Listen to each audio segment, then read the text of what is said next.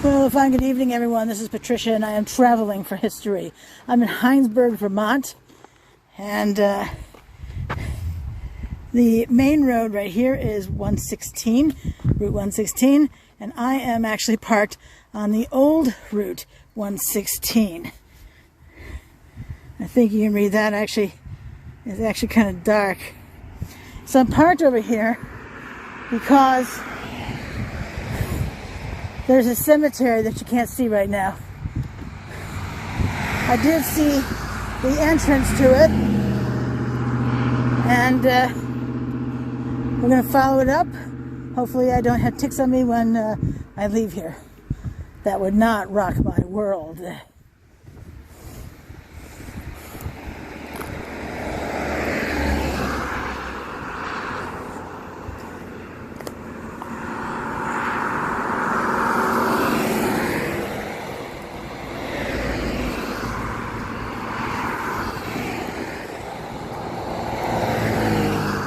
Lots of traffic, as you can hear.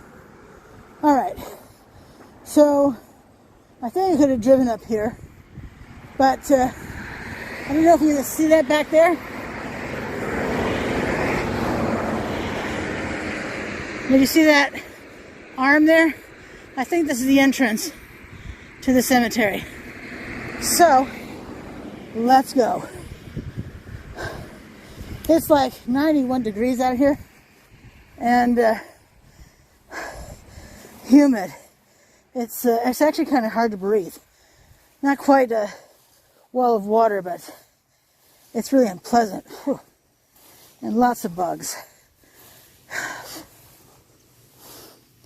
I much prefer being out and about in the fall and early spring.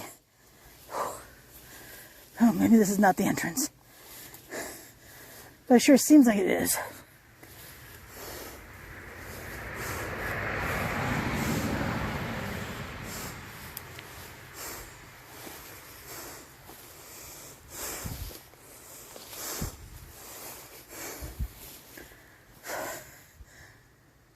Maybe I should just go back out to the road.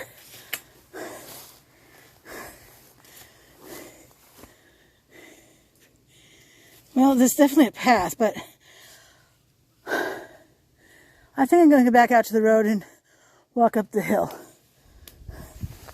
Yeah. Alright, so let me pause the video so you don't have to watch this and don't have to hear me breathe hard and sort of curse under my breath. I'll be right back. Okay, we can see the cemetery now. So now I'm trying to figure out the best way to get up there. I think if I walk a little farther up here, I'll be able to do that relatively comfortably.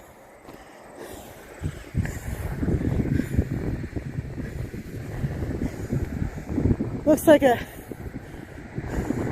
medium-sized cemetery. All right, I'm going to pause it again. I'll be right back.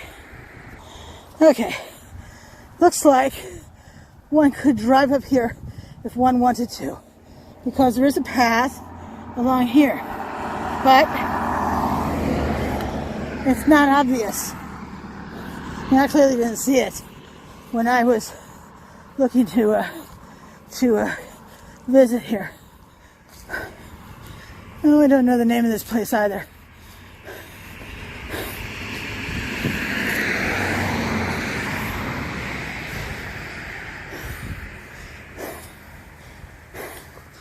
Just the cemetery I saw as I was driving by.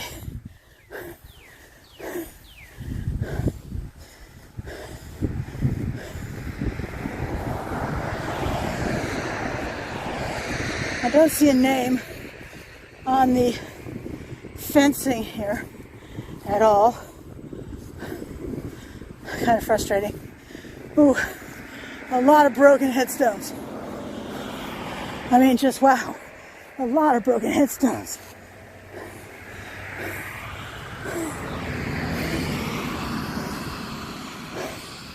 What a shame.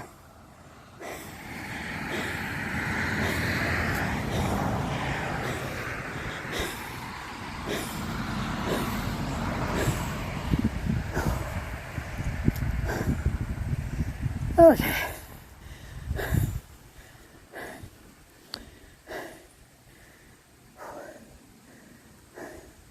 I see some of my favorite metal ones up ahead. Well, let's start over here because it's shady.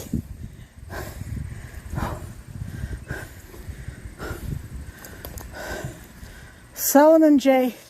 Place, October 23, 1823 to September 16, 1900. Louisa M. Place, April 9, 1826 to March 18, 1897. So he didn't outlive her by much.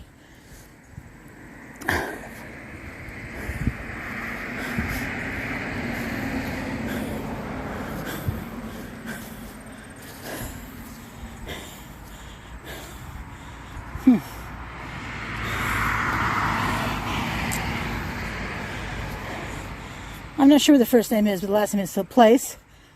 Something Place Miller.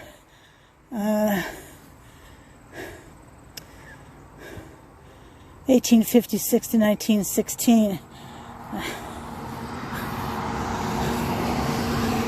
Nothing on this side. And Myrtle G. Thompson, August 26, 1864 to August 27, 1889. Well, she managed to celebrate her birthday. I know that might seem weird, but it's just the way I think. The dates match up, if you will. All right, so we have, let's see, 1901 on the end here. Abel Wyman died November 21, 1901. Is it 1901? No, that's 18 something. 1861. Age 68 years. There are all sorts of bugs here. So if you come here, this is not a good time of day, and you don't want to come here when it's high humidity. Polly, wife of Abel Wyman, died April 11, 1876, age 78 years. This headstone is not going to be standing upright much longer. Another two frost heaves, and I expect it to be toppling forward. Abigail Wyman, wife of Samuel Mason, May 17, 1818 to June 10, 1889. Good for her to have lived so long. Hopefully she was in good health.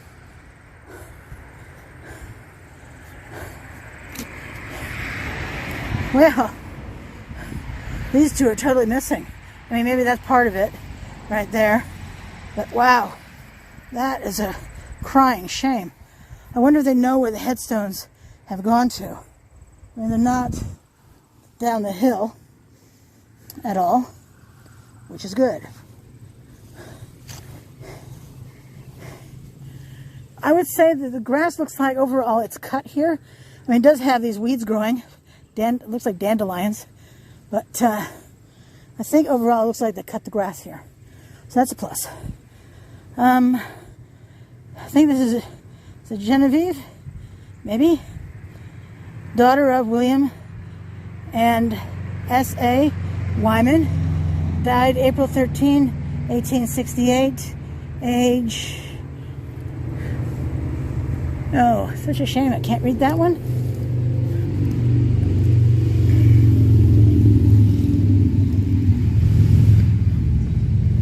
Five years. I think it's 5 years. What do you guys think that says? Fred A., son of William and S.A. Wyman, died February 7, 1875, aged 15 years.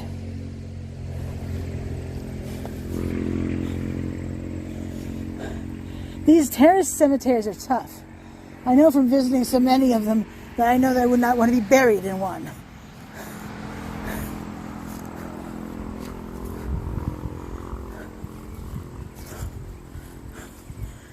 Looks like maybe this was down on the ground and someone tried to pick it up.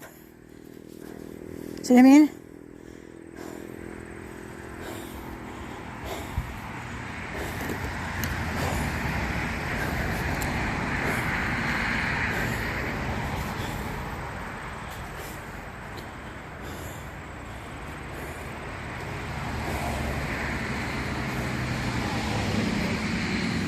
Well, I see a couple of metal ones up there. Really like that kind. And I'm going to walk up, photograph them, and maybe the monument one over here. And I think I'm going to call it a day in this particular cemetery. It's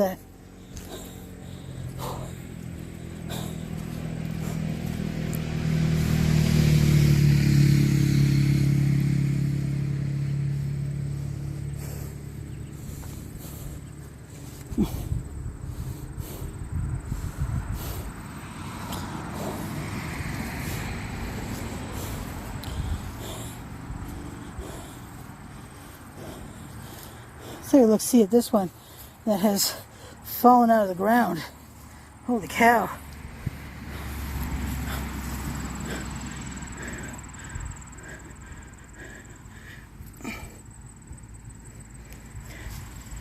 Wow. Still see the white of the marble at the base here.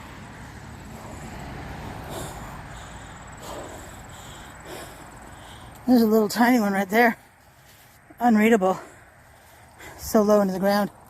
This one has been repaired, but it has a dastardly lean. It reminds me of someone who's puffing out their gut. Well, I do declare, that kind of thing. Maybe I've watched one too many old movies. Amy E., daughter of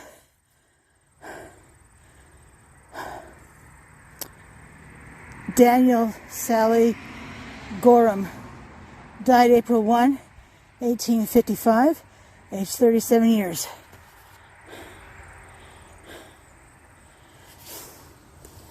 Holy cow. Look at this poor headstone. This is a cemetery that could really use the help of the Vermont Old Cemetery Association, teaching folks how to fix headstones. But you know, I don't usually call these places cemeteries, but I have to say this really reminds me of a graveyard.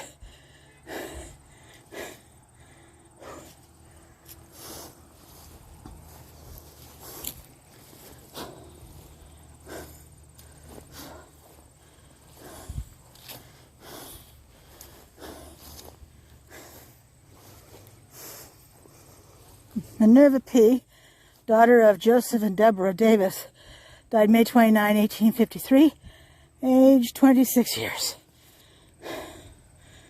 Ooh, is that supposed to be a photograph? Yes, I think that's supposed to be a photograph, but it's so sun-faded. Oh, what a pity. And then this one here, notice they're both intact. They often, these pieces often break off.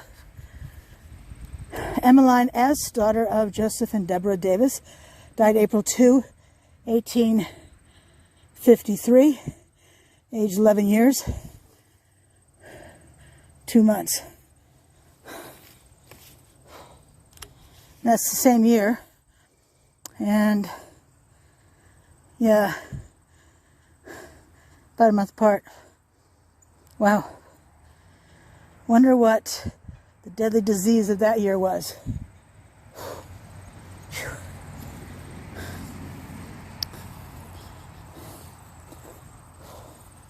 Whew. If you kind of walk the ground, it is very, very scary, spongy. In the area where I'm walking right now, this area right here, maybe you can see my indent of my foot right there. That is freaky deaky insane.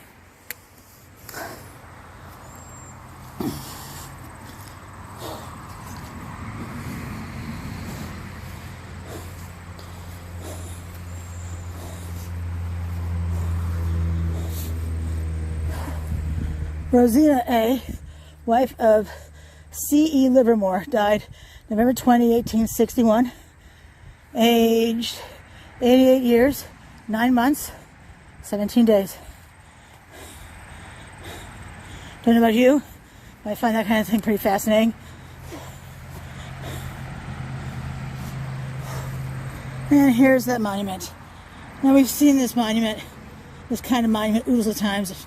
Sometimes there's a decorative element up here. And I do see on this side there is, I think that's what the Masonic symbol. Can't see from that angle too well. You can see it best from here.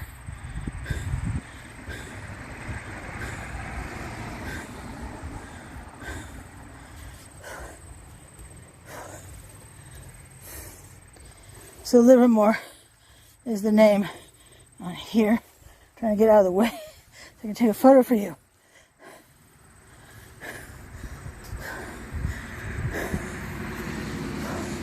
I follow a variety of people who take cemetery photos on Instagram, and they were sharing some techniques. It's like, oh, thank you. I'm going to try to incorporate that. And across the street there is some golf course. I don't know. If I'm going to golf, I like mini golf, where I stand a chance of actually getting a ball in a hole.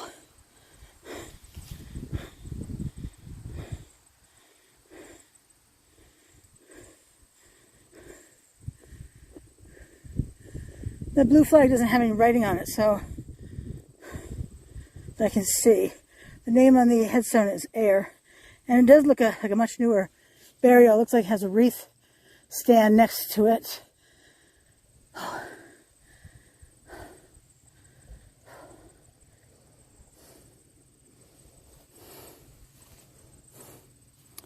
So here we have on this side here, the top person, Flora E., daughter of C.E. and R.A. So Rosina. Died August 31, 1864, age 4 years, 5 months. Rosina A., daughter of C.E. and J.E., died September 28, 1864, age 11 months. Charlie, son of C.E. and J.E., died October 3, 1868. I wonder if that's the day he had been born.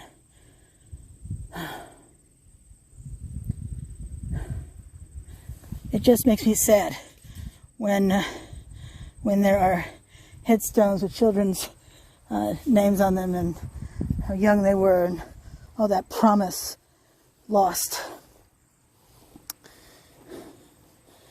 Alrighty, well, let's come down here. Trying to decide if I can fit through that tiny hole over there, and I don't think that's going to work at all. If I were thinner, maybe, but you've seen me. I have like triple chins.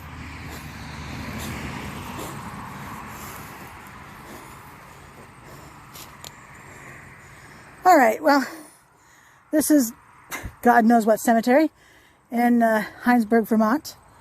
I was trying to figure that out before coming here, but you know, for cemeteries in Hinesburg, but it's hard to find pictures for some places. But is it worth a visit? If you want to be heartbroken by all the broken headstones and more children who died when they were much too young. But that's the thing with cemeteries. You never know what you're going to find.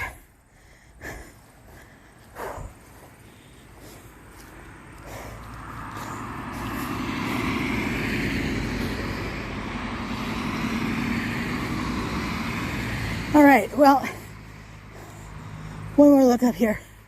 This is Patricia, and I am traveling for history. Please subscribe to my channel. It makes my day, like you can't imagine. 234 and counting. Yay!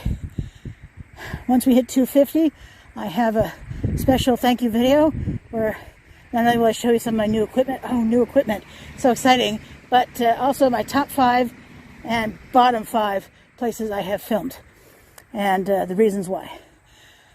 Until I see you again, hey, have a fabulous, fabulous night. Thanks for watching. This is Patricia. I'm traveling for history.